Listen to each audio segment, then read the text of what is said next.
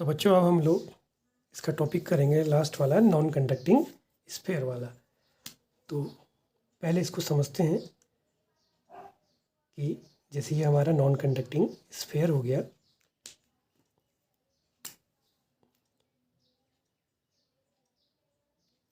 और इसको अगर हम क्यू चार्ज देंगे तो वो चार्ज क्या होगा, इसके पूरे के पूरे वॉल्यूम में यूनिफॉर्मली डिस्ट्रीब्यूट हो जाएगा।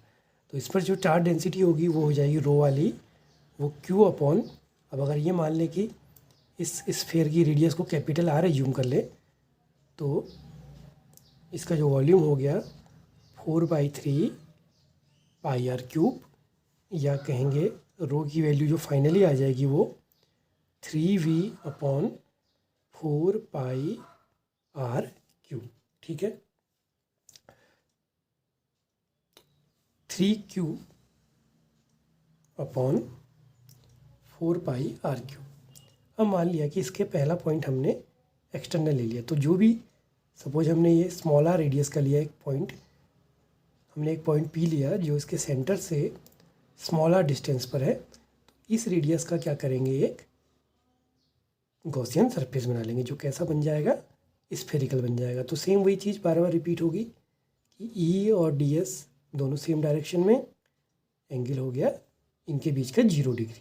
ठीक है, तो सबसे पहला टॉपिक इसमें भी वही आएगा, एक्सटर्नल पॉइंट।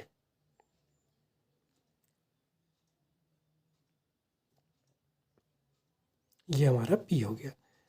तो phi is equal to surface integral of E dot D S is equal to, अब इसने अपने अंदर, इस गॉसियन सरफेस ने अपने अंदर ये पूरा का पूरा स्फीयर को बाउंड किया, यानी कि पूरे के पूरे चार्ज को अपने अंदर रखा है, तो ये क्यू आ जाएगा। अगर ये अपने अंदर क्यू चार्ज बाउंड नहीं करता तो क्यू नहीं आता। तो अगला बन जाएगा ये E d s cos 0 degree q upon epsilon naught,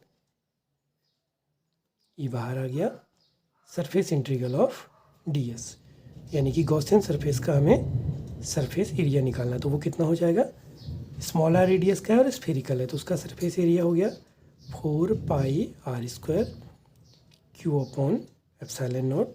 इसको डिवाइड कर देंगे तो ये फॉर्मूला बन गया q upon 4 pi epsilon naught r square. ये तो पहला फॉर्मूला आ गया।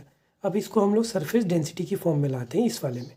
तो हम लोग क्या करेंगे, इस क्यू की जगह क्या रख देंगे, यहाँ से इसको मल्टीप्लाई करेंगे तो 4 pi are cube into rho divided by 3, इसको रख देंगे इसकी जगह, ये दूसरा फॉर्मूला आ जाएगा।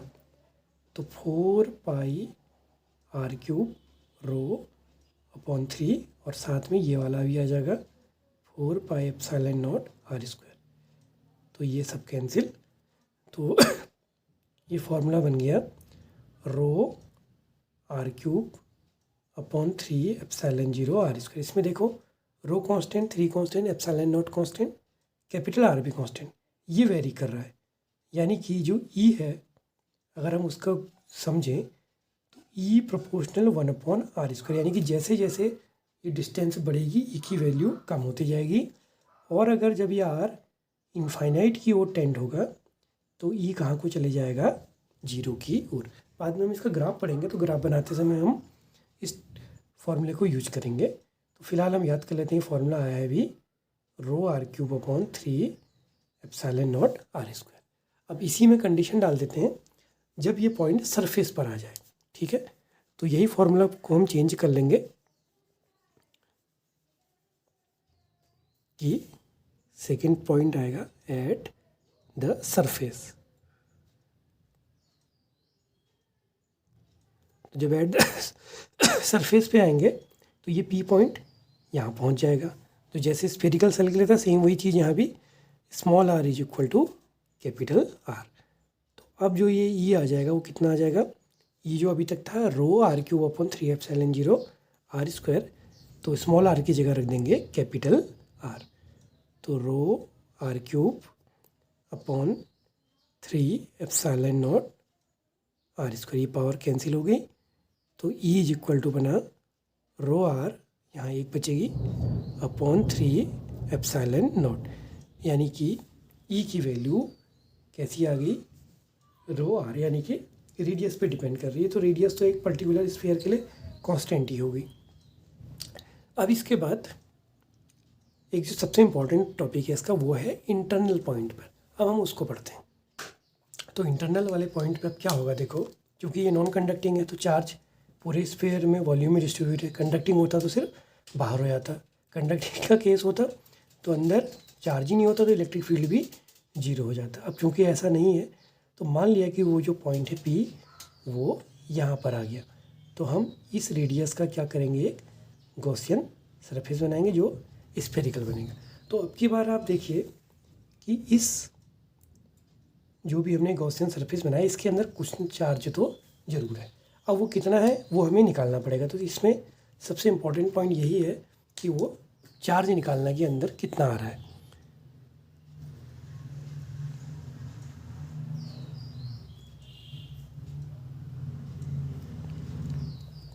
तो उसके लिए क्या करना पड़ेगा, पहले तो ये देखते हैं कि पूरे स्फीयर के अंदर कितना चार्ज था जो हमने निकाला था। चार्ज डेंसिटी तो सेम होगी, हम ये मान के चलेंगे कि रो जो है वो कांस्टेंट है, यानी कि चार्ज डेंसिटी स्फीयर के अंदर कांस्टेंट है, यानी कि वेरी नहीं कर रही है, वो यूनिफॉर्मली चार्ज डिस्ट्रीब्यूटेड। इसका अर्थ ही ये होता है कि रो कांस्टेंट होगा। तो जब हम पूरे स्फीयर के लिए ले रहे थे रो, तो वो था क्यू, ये वाला फॉर्मूला था, Q upon 4/3 pi are cube. अब चार्ज जो है सिर्फ इसके अंदर है, तो लेट इस जो ये गॉसियन सरफेस है इसने अपने अंदर क्यू डैश चार्ज को बाउंड करा। तो अब जो नया फॉर्मूला बनेगा वो क्या बनेगा, Q dash rho is equal to Q dash upon 4/3 pi small R cube, क्योंकि अब इसके अंदर के चार्ज को हमें निकालना है। तो रो दोनों का कांस्टेंट है, दोनों को इक्वल कर देते हैं। तो Q upon 4 pi are cube by 3 is equal to Q dash upon 4/3 pi small R cube. तो जो ये पोर्शन तो पूरा कैंसिल, तो ये क्या बना, Q upon R cube is equal to Q dash upon R cube. इसको क्रॉस मल्टीप्लाई कर लेंगे तो Q dash is equal to Q small R cube upon capital R cube. तो ये चार्ज तो वो है जो ये गॉसियन सरफेस अपने अंदर बाउंड कर रहा है। अब इसमें अगर स्मॉल आर को कैपिटल आर कर दें, यानी कि पूरे स्फीयर की बात करेंगे, तो ये दोनों कैंसिल, तो क्यू डैश बराबर क्यू आ जाएगा। तो मीनिंग क्या हुई कि ये कैलकुलेशन हमारी सही हुई। अब हम इस पॉइंट पर इलेक्ट्रिक फील्ड की इंटेंसिटी निकालेंगे। तो फिर वो वही चीज़ चलेगी कि ई डॉट डी एस, जो कि फिर एंगल 0 डिग्री होगा, इसमें भी सेम सरफेस रहेंगे, ई और डी एस के बीच का एंगल फिर 0। जो क्यू अपॉन एप्सिलॉन 0 आता था उसकी जगह पर क्यू डैश, क्योंकि वो कितना चार्ज अपने अंदर बाउंड कर रहा है। और ये बन गया आपका ई, और डी एस और उसके बीच का एंगल 0 है तो डी एस अंदर हो जाएगा, cos 0 1 हो गया। तो क्यू डैश की जगह ये रख देंगे, q r cube upon capital R cube और epsilon naught d s Gaussian surface का surface area 4 pi r square q r cube upon epsilon naught are cube. इसको डिवाइड कर देंगे तो ई इज इक्वल टू आ गया q r cube upon 4 pi epsilon naught small r square capital R cube. इसकी power cancel होके 1, तो ई का जो फार्मूला आ गया वो Q R upon 4 pi epsilon naught are cube. अब इसमें एक चेंज और करेंगे, इसको चार्ज डेंसिटी की फॉर्म में निकाल लेंगे। तो क्या करेंगे, इसमें इस क्यू की जगह पर यहाँ से रख देंगे 4 pi are cube into rho upon 3। तो ये आ जाएगा 4 पाई आर क्यूब, इधर चला गया इंटू रो से मल्टीप्लाई और 3 नीचे डिवाइड, और ये आर तो ऑलरेडी पहले से ही है और नीचे का पूरा टर्म डिनोमिनेटर का ऐसे ही उतर जाएगा। तो 4 pi cancel, 4 pi cancel, R cube भी कैंसिल, आर क्यूब भी कैंसिल। तो ई इज इक्वल टू कितना आ गया, रो आर अपॉन 3 एप्सिलॉन 0।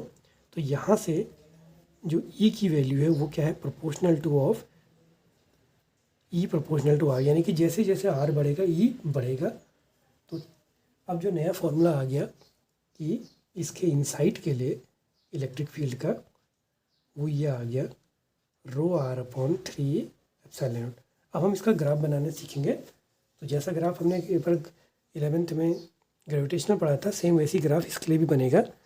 उसको ऐसे बनाते हैं कि मान लीजिए ये आपका स्फीयर है, ठीक है, और इलेक्ट्रिक फील्ड की बात करनी डिस्टेंस के साथ। तो इलेक्ट्रिक फील्ड डिस्टेंस के साथ कैसा चल रहा है, देखो इनसाइड की बात करें तो इनसाइड में जब r 0 होगा तब तो e भी 0 हो जाएगा, r बढ़ेगा तो e बढ़ेगा। ये इनसाइड था, इंटरनल में था, ये सरफेस पर था और ये एक्सटर्नल था, ठीक है। तो ग्राफ कुछ इस तरह से बनेगा कि जब आप सरफेस के अंदर हैं, इसको इसके साथ बना लेते हैं, तो जब हम सरफेस तक गए तो ये E प्रोपोर्शनल टू R के अकॉर्डिंग बढ़ा, सरफेस पर ये अधिकतम हो गया और सरफेस के बाहर फिर ये क्या होने लग गया, घटने लग गया और कहीं इनफाइनाइट में जाके 0 हो जाएगा। ये सरफेस का पॉइंट हो गया। तो यहाँ पर इसकी वैल्यू मैक्सिमम होगी ρr/3 एप्सिलॉन 0। कैसे समझेंगे इसको, सेंटर पे 0 था, कि सेंटर हो गया, यहाँ 0 था, यहाँ से बढ़ा सरफेस तक, यहाँ से स्फीयर के सरफेस तक बढ़ा प्रोपोर्शनल टू r के अकॉर्डिंग, यहाँ मैक्सिमम हो गया ρr/3 एप्सिलॉन 0 से। उसके बाद फिर जैसे जैसे r बढ़ेगा तो 1/r² के अकॉर्डिंग ये 0 होते जाएगा। तो ये r के अकॉर्डिंग चला और यहाँ को e की वैल्यू। तो बच्चों उम्मीद करता हूँ कि ये थोड़ा सा टिपिकल था, आपको समझ में आया होगा। और हमारा ये गॉस थ्योरम लगभग आज कंप्लीट हो गया, इसके सारे टॉपिक।